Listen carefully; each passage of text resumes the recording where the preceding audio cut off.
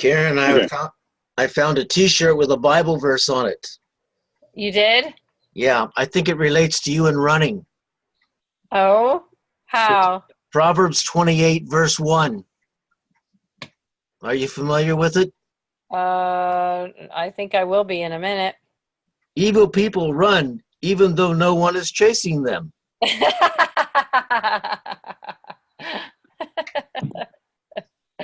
I love it. That's definitely a shirt I need. Perfect. Encourages you not All to right. be first. It does. Yeah, I'd be the one chasing somebody, so I look like the good one. Awesome. So before JW and I decided to tackle the worship services, we talked a few things about the celebration. What did we talk about, JW? Oh, I know what's missing. What's missing? What's missing from the first section? It's not recorded? Yes. Food. Oh. Well, there would definitely be food at the celebration. Yeah, I understand that. That's what brought it back. Is every Sunday, will there be food? Yeah, well, I think we should have food, no matter what.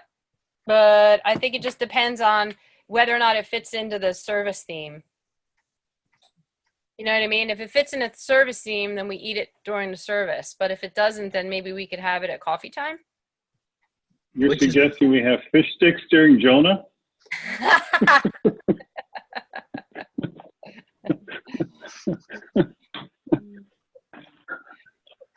Yes. Or Swedish fish? Swedish fish. Gummy worms. Gummy worm. Hmm. We had gotten a 3-pound gummy worm for Isaac's birthday one year. That was pretty cool. And we had to cut it all up. Yeah, they loved it. And anyways, sorry about we're on the concluding celebration. We'll get that. We'll get that stuck in. Yeah. So on the concluding celebration, we had talked about. I'm trying to think of what we talked about. I had talked about music. I had mentioned that we have Hallelujah chorus scores somewhere in the file that we can sing that at the end of the service. That there is this wonderful soprano Alleluia piece by Mozart. I'll send you guys the link of it. I had the link. I listened this afternoon. What'd you think? I think it would work. Yeah. Okay. You're not as enthused as I am about it, I can tell. Well, we're in a smaller venue and a smaller group. We don't have as many voices. Yeah. Well, no, actually, it would be it's like if we could get one of Kristen Sims' students to sing it. Yeah. It's a soprano piece. Oh. She's gonna be around for her thing on the 18th. Her thing. Her not Kristen, Anna Clement. No, you said Kristen. Sorry about that. Yeah, and I said one of her students, perhaps, because I'm not sure it's the same. I'm not sure it suits Kristen's voice, but it would certainly suit one of her students. The other thing is, I thought I might call Cheryl Gingrich and see if she's going to be available that Sunday, so we can have some really top-notch piano music. Yeah, she's come back a couple of times already. Yeah. Yeah. Yeah. So now we're talking this first Sunday of September. First Sunday of September. So how does that look different than the other 4 Sundays?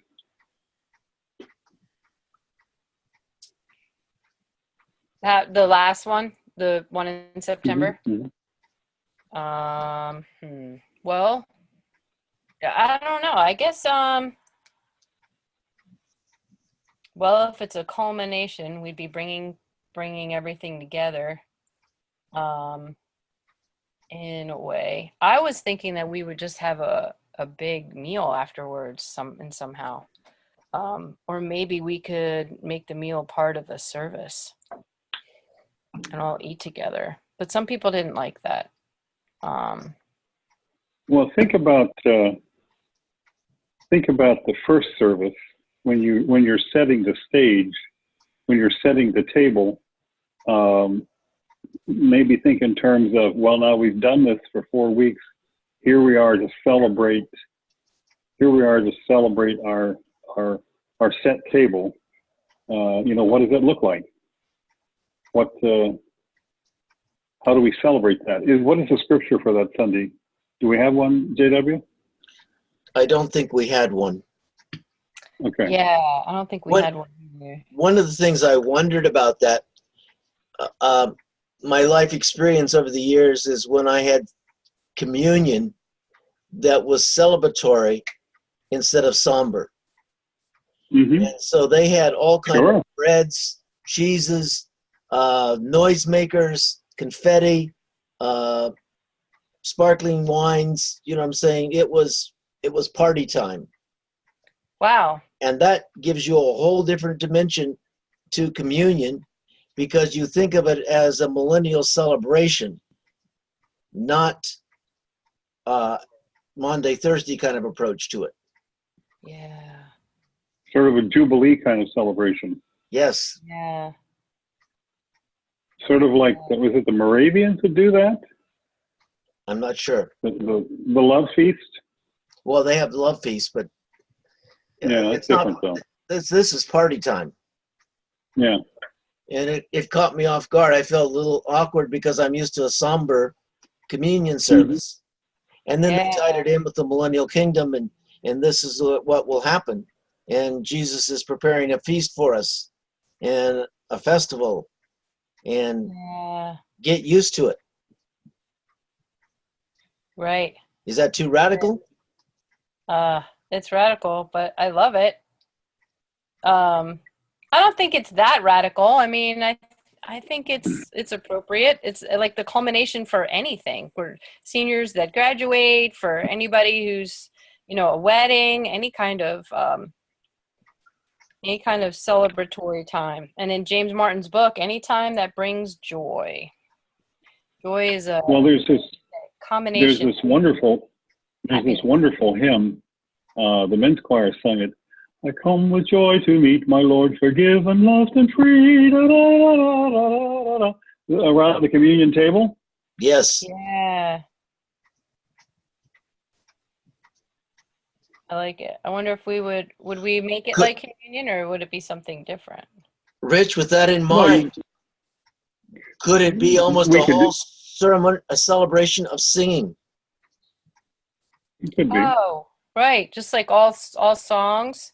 Yes. In between, with maybe people telling stories about or wait, are we getting away reflecting? From anything? No, reflecting on what's happened in the last 4 weeks.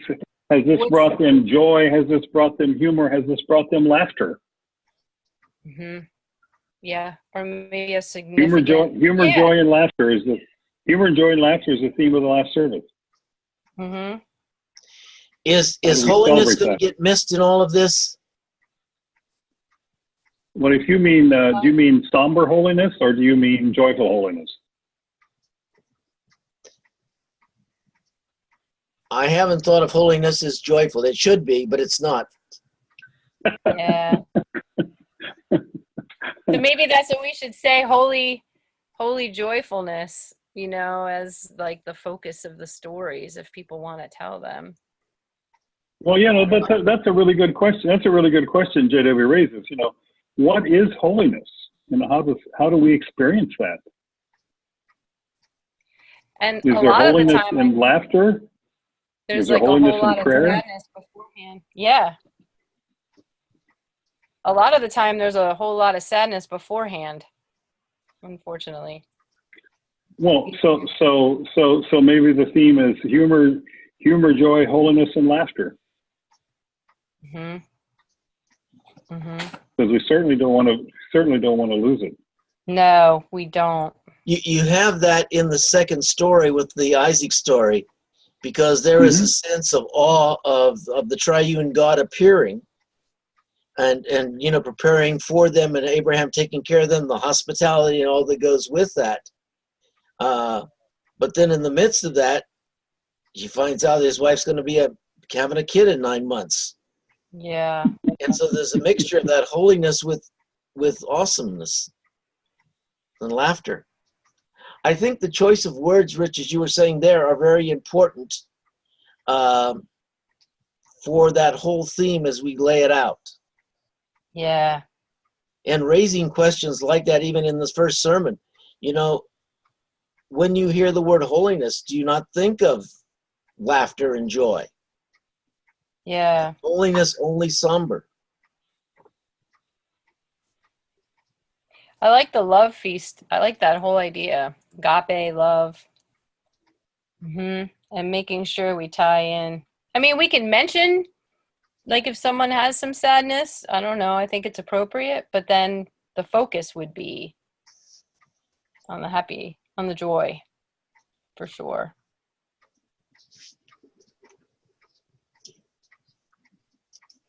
And then maybe we could serve food afterwards.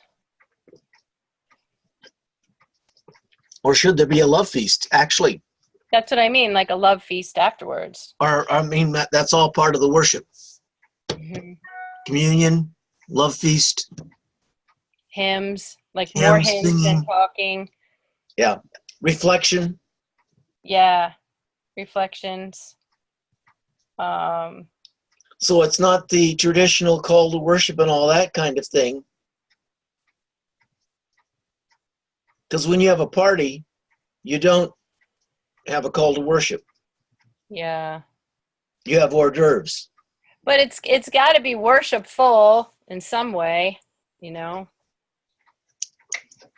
I think. But you're right. We could deviate from the tradition for a while. One Sunday? For this love feast Sunday.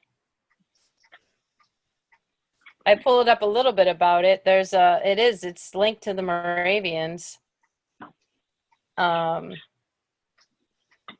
Yeah. It's yeah, I'm trying to read more about it, but they usually have a congregational like meal.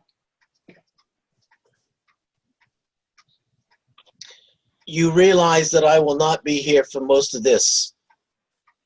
Are you away? I'm preaching. I've taken an assignment with Collegeville, Provident Mennonite. What's it called? Provident Mennonite. Oh, okay. Provident.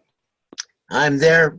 I've now agreed to be with them 3 Sundays a month and doing pastoral care and crisis things. Where are they located? An hour and 5 minutes from here. Oh, wow. Okay. That's where I've been going. That's where I've been going 1 Sunday a month now, presently. Okay. I think you told me about that. Yeah. So I will miss all of these Sundays. And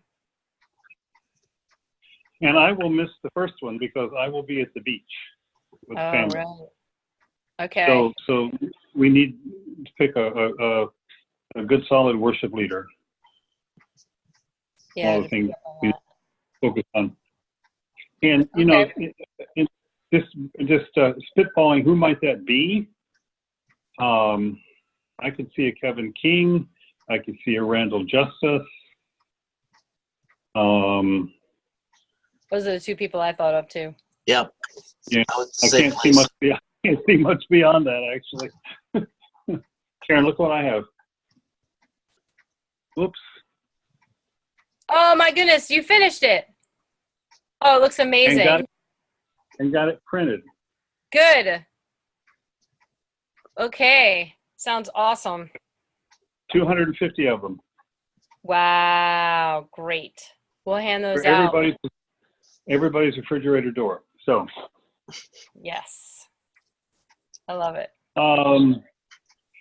So maybe we've gone far enough on this last piece that we've come up with the theme, which is what did we say? Humor, joy, laughter, and holiness, or humor, joy, holiness, and laughter. I think that's the sequence. I like that one. Yeah. Let's hear that one again. Humor, joy, holiness, and laughter. Yeah. HJHL. HJHL. Humor, joy, and laughter. Come up with some ideas for music. We know there's going to be some kind of a food something. We don't know what that looks like. Right. The one thing I said to JW is that I think we need to pull some more resources in for this. At least I'd like to involve maybe some of the MYFers for music. Mm-hmm. You know, you saw, Karen, you saw the video where they talked about the music. I didn't see the whole thing, but yeah, I saw that so I didn't get to read the whole thing, but I read some of it. No, I don't. No, the video from the MYF.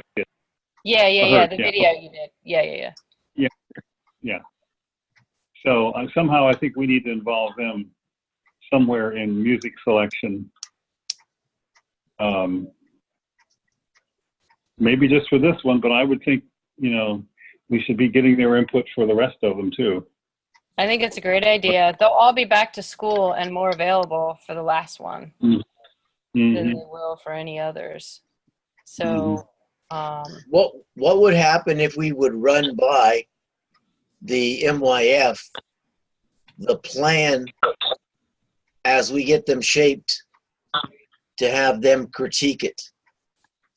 Oh, they'd love it. Do you think, Karen? I think they would. I think it would be something they'd be very interested in being a part of. It sounds like they were already talking about it, some of them. The language I would use is the document should say second draft. Because when people see that, they know there's been some work done, but it's not final. And that way they feel the opportunity to tweak things and not feel guilty. Yeah. If they feel that it's already done, then they don't say anything. Mm-hmm. Yeah, I think it's a great idea. So we don't have much shape to the last service yet as far as the inside pieces, but and there's no scripture.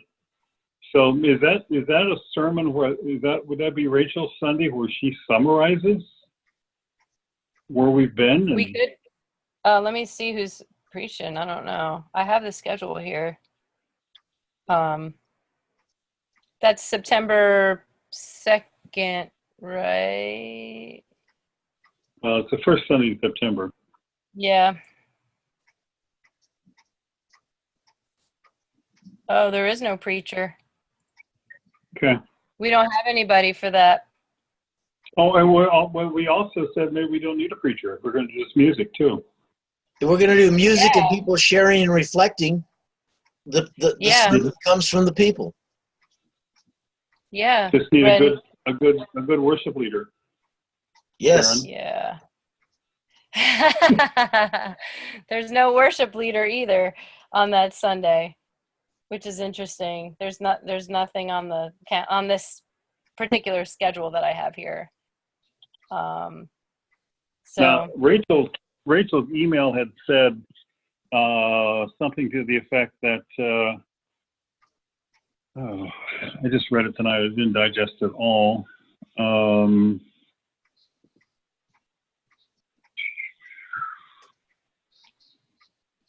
She covered a number of things.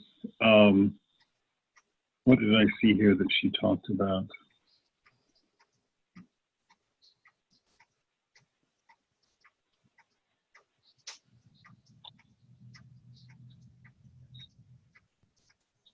Oh, she questioned storytelling, and we really didn't get into storytelling, did we, JW, at all? Except that we said for seniors. Yeah, but we're already doing that, so. And she questioned storytelling, didn't she? Yeah, from the standpoint, it was a sort of a single focused person story.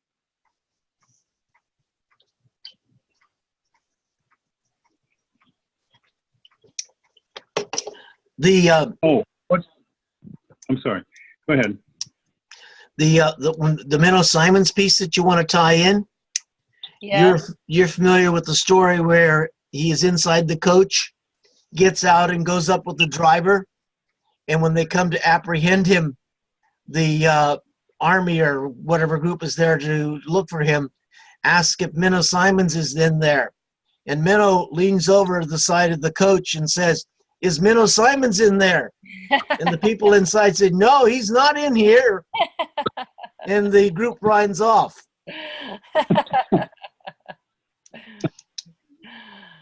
That's a great story. I didn't hear that. You hadn't heard that one? No.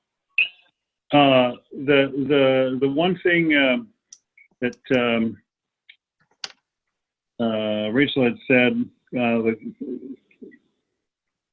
into the series, first Sunday, September, celebration of gifts and talents, people join Thanksgiving, have it be the whole service, advertise it during the whole series, which is good. We should do that. Maybe get people sign up, include foods you don't usually bring to a potluck. Maybe people will not want to miss it, or if you really want to have everyone there, we extend the series to the second Sunday of September, do another Jesus and Paul session on Labor Day, and then combine the celebration with a welcome back and kick off the new church year for the first Sunday of September. She says that seems like a lot, but it's an idea. So I guess we keep that parked in the parking lot for later consideration. Yeah. That's a lot to digest. That would be that. Yeah. What's the best way to present this at a June 14th meeting?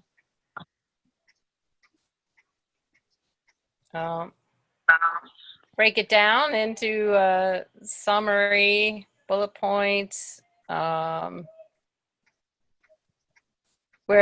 be on Zoom again, right? Some will be at the church, but most of us will be. She asked for minutes or something that she could send out with the agenda. Oh, she right. did? Yeah. And what I'm wondering about is I think the drop-down menus are helpful to know that it isn't fixed, but it gives a direction what we're going. Yeah, I like that idea. Well, and I think in some instances that this whole framework we're putting together is a drop-down menu. Yes. Because it can all get changed. It can all get changed from Sunday to Sunday. Yeah. But we have to start somewhere, and here's where we started. Yeah. So. We've done a lot of. You guys have done a lot of work today. It's amazing. I think it gives a nice skeleton for people to interact against. Mm-hmm. Mm-hmm. And I like the idea of like the culminating meal, the love feast, having food that would, that we don't normally have. I don't know what that would be, but something that people would look forward to having that we don't normally. What? Fried chicken. When's the last time you saw fried chicken at Akron Mennonite Church? You can't go to a potluck in the South and not find it. So. Yeah, it's true. Yeah, I don't know. It's hard to get creative with food, but I don't know. Because there's so many, like, everybody's so healthy. But I guess sweet doesn't have to be. Let's ask the kids. I mean, I'm curious to get their input on this, see what they would say. Mm-hmm. But having interesting food is great. Maybe interactive games of some kind. Well, the three of us are sort of charged with putting this last piece together, and I really think we should consider asking a couple of kids to join us next time. Yes. I think so too. I agree. All right. That sounds awesome. And if they can't do Zoom, I won't believe it. Yeah, they don't have to drive anywhere. And they have their phones. I downloaded the app. I almost got on my phone, but then my computer logged in, so I had both going at the same time. Yeah, I did a Zoom meeting. I did a Zoom meeting two Fridays ago from Starbucks, waiting for somebody. Yep. That's great. Let's do that. We'll reach out to the kids and give them some assignments. We'll give them some things to work on in the meantime, like ideas to make the meal interesting and fun, ways to share the story, piece of it, you know, what they would find interesting, what they would find holy, humorous, joyful. Well, and what we could do is we could share the whole framework of the first 4 services and say where we're headed for the celebration. Yeah. And get their inputs. Oh, look! Don't forget the laughing Jesus. There's a laughing Jesus. When I was in England, that's great. We need to have that somewhere. That's going to be our symbol somehow. I'm going to have There's Carla work on that. When I was in England, there was a Jesus bobblehead, and he was just bobbling his head. I don't know what, does he come in through clear? Oh, I see him. He's clear. Yeah. Maybe, Karen, we can get a mask on somebody and put him in a robe and have him as a greeter. Aw, that's a great idea. I know there's a beard somewhere, a Jesus beard in the MYF room. Anyways, I think, though, that would be important to have. It'd be interesting to see a number of pictures that have Jesus laughing that you could put together on Sunday, you know, on the Jesus Sunday as part of the prelude. In addition to music, is just have those images of Jesus laughing from the artist's different conceptions. Yeah. I also have a whole book on Jesus through the eyes of Asians and through other cultures, which is very interesting of how they've depicted Jesus. Wow, that's a good idea. So there's a variety of ways to work at that. Yeah. But I'm getting into what's her name's territory. Yeah, there you go. Oh, wow. Those are cool pictures.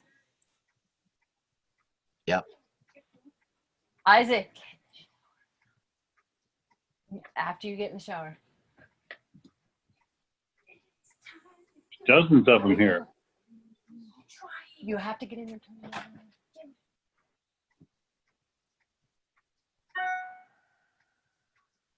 No. I think that would be quite powerful. powerful. I like that one right in the center, that black and white one. Jesus is my... Oh, this one. Did that say homie? That said homie. Does that say homie? To somebody's neck. Yeah, to somebody's neck. I like that black and white. Can I manipulate this or not? Can you see my cursor? No.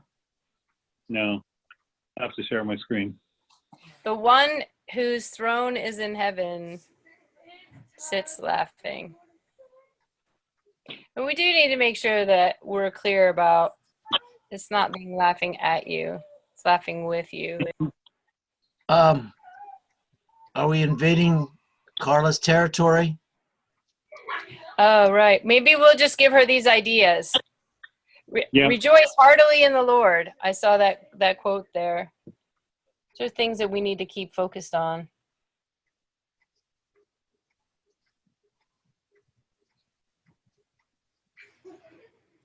Maybe we could too, like for the culmination, is have people that don't normally share their musical talents share, or I don't know. I'm thinking about the talent show idea.